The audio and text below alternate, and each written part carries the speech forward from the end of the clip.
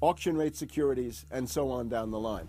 It's an immense mass of cancerous, fictitious, speculative paper, bloated in value, impossible to bail out. Triage the derivatives on their books.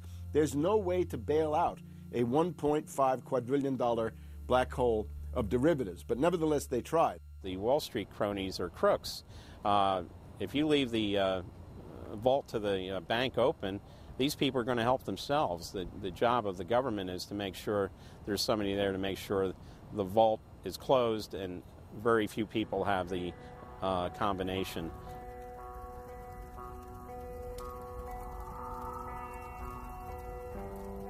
I'm William K. Black, Associate Professor of Economics and Law at the University of Missouri at Kansas City.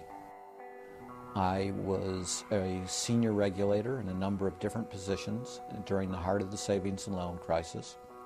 On a staff level, I led the re-regulation of the savings and loan industry. The purpose of regulation and effective criminal prosecution is to make sure that cheaters don't prosper, that honest manufacturers win in competition. The primary driver of the current crisis is accounting control fraud. These are frauds led by the CEOs of the major lending institutions and major banks and institutional buyers of toxic waste product. How did it start? It started with mortgages, particularly non-prime mortgages. In September of 2004, the FBI warned that there was an epidemic of mortgage fraud, their words, and that this epidemic of mortgage fraud would cause an economic crisis at least as large as the savings and loan debacle if it wasn't stopped. The FBI found that 80% of the mortgage fraud was being induced by the lenders, not by the borrowers. You know, much of the rage has been against the borrowers, but if you want rage, it should be at the CEOs who became fabulously wealthy by following a strategy based on fraud. The Wall Street people and their friends here at the Federal Reserve and at the U.S. Treasury and down the Washington Mall here at the U.S. Capitol. That's where the damage was done, and if people want to vent their anger, they need to vent it against these people. Between the Bush-Paulson administration and the Obama, Summers, Geithner, Volcker administration, there's really a total continuity of economic and financial policy. Geithner was on board at the Fed, the New York Fed, dealing with all these institutions. He didn't get it. And then we had this fellow who came up afterward, Mr. Friedman. He was on the Goldman Sachs board, and he didn't last too long as the Fed chairman. Why? Because he had a conflict of interest. Is it possible that there's so much conflict of interest here that all you folks don't even realize that you're helping people that you're associated with, and you should be recusing yourself for America's ethics? I behaved with the... you don't think you should have recused yourself when you asked Lehman to go in bankruptcy, you didn't put Bear Stearns in bankruptcy, and then you folded Merrill Lynch into... I mean, isn't there some point where you got to say, hey, I got a conflict of interest here? You don't feel any kind of scintilla of ethics on this thing at all? Totally. I operated very consistently within the ethic guidelines I had as Secretary of the Treasury, and when it became clear that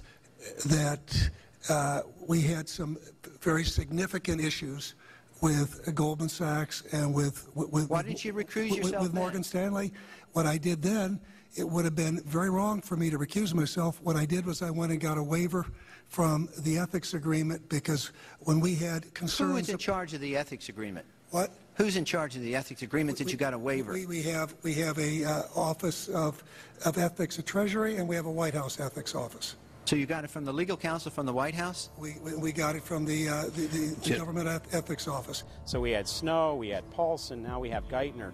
All these people cut from the same bowl of cloth. These are not independent Treasury secretaries. They're part of the problem, not part of any solution. And it would have been nice to see President Obama effect some change in Treasury, but he of course, he went and got a Wall Street insider as his Treasury Secretary. Everything that's speculative, parasitical, cancerous, bloated from all these administrations, going back to Carter and even beyond, comes together in the Obama administration. With Volcker, with Summers, who's part of the economic crimes under Clinton, the guy who brought you derivatives and the abolition of the Glass-Steagall firewall. You could not have gotten a more perfect setup for a takeover from a previous government, the Bush regime, than the Obama regime. Now, there are some authors out there already saying that it's the same bunch, and it's true. It's the same bankers who put the same boys forward. Obama, far from helping the public and giving them something new or giving them more power and say over their own affairs, has actually sided immediately with the bankers who once again have robbed the public blind, and now they must get bailed out by your tax money. Obama does it all with left cover. He makes you think that he's somehow different from Bush, that this is somehow benevolent, that he cares about the poor. And in reality, this is the cruelest hoax and the most bogus sham. Obama is 1,000% devoted to Wall Street interests. When Wall Street says jump, Obama jumps. And again, it's about $30 to $40 for the bankers for every dollar that ever reaches an unemployed person or somebody who's on food stamps or some infrastructure building for highways. The hope with the Obama administration was that it would move us beyond this. But unfortunately, what we're seeing more and more is that Obama has brought in many of the economists who bought into the system in the past. Larry Summers is a very good example. And so many of his economists, many of the people there, you can really almost at this point relate Obama to Hoover, who did something similar in his presidency, as opposed to Franklin Roosevelt, for example, who brought in a very fresh team. So the concern here now is that Obama's falling into this trap of bringing in the same people who put us in the position that we're in today, and other people who buy into the same theories that brought us here, this mutant form of capitalism. Presumably what most politicians want to come in is say, hey, the problems of the past, they're due to the old guy, and I'm cleaning house, and I'm going to bring in a new team, and don't blame us for the things we've inherited.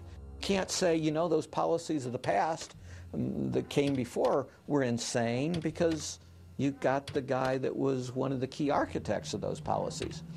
People need to stop having allegiance to their political party. They need to have allegiance to the Bill of Rights, the Constitution, and what has made our republic so special.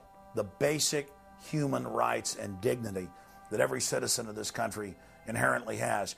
Not because it's some right given to us by government, but because our Bill of Rights, our Constitution, enshrines that these are inalienable rights given to us by God, that we inherently have as sentient, free, conscious beings.